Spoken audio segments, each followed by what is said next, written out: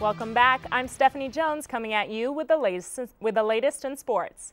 Forward Walter Pitchford has announced plans to transfer from Billy Donovan's crew this fall. Pitchford, a 6'10" forward from Grand Rapids, Michigan, wants to play closer to home.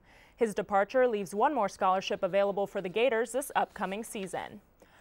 Florida softball heads to O-Town tonight to face the UCF Knights.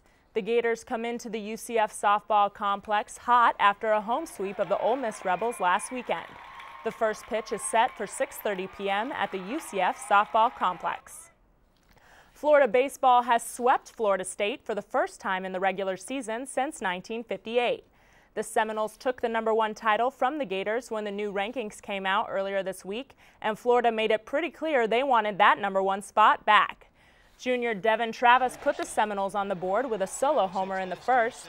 The Gators loaded the bases in both the second and third innings but failed to bring in any runs.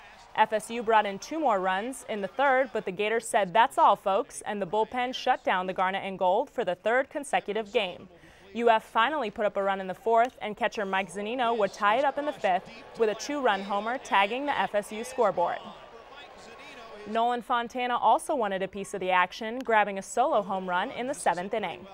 Brian Johnson made up for the home run he allowed in the first with a home run in the 9th to seal the Gators' win over the Seminoles 6-3.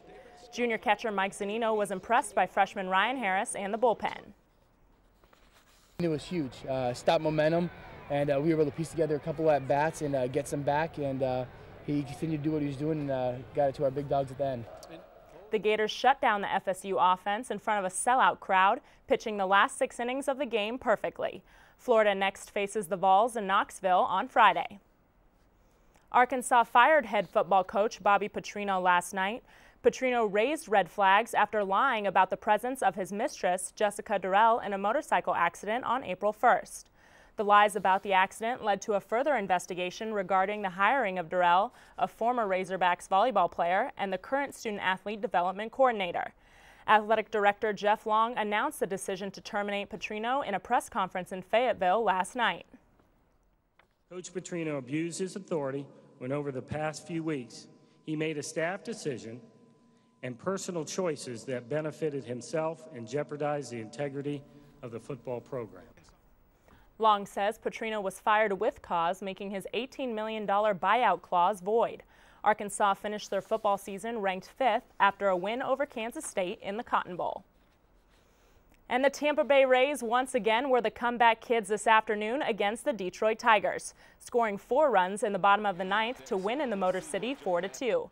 We picked this game up in the top of the 9th, score tied 2-2. Carlos Pena and Evan Longoria score off a single to center field from Ben Zobrist. Johnny Peralta popped this out to Desmond Jennings to end the game, and the Rays pull off another storybook ending.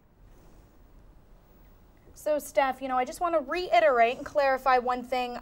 Were the Seminoles Gator bait yesterday? I think they were Gator bait. I think the boys made that pretty clear last night. Perfect. Thank you so much. Go Gators.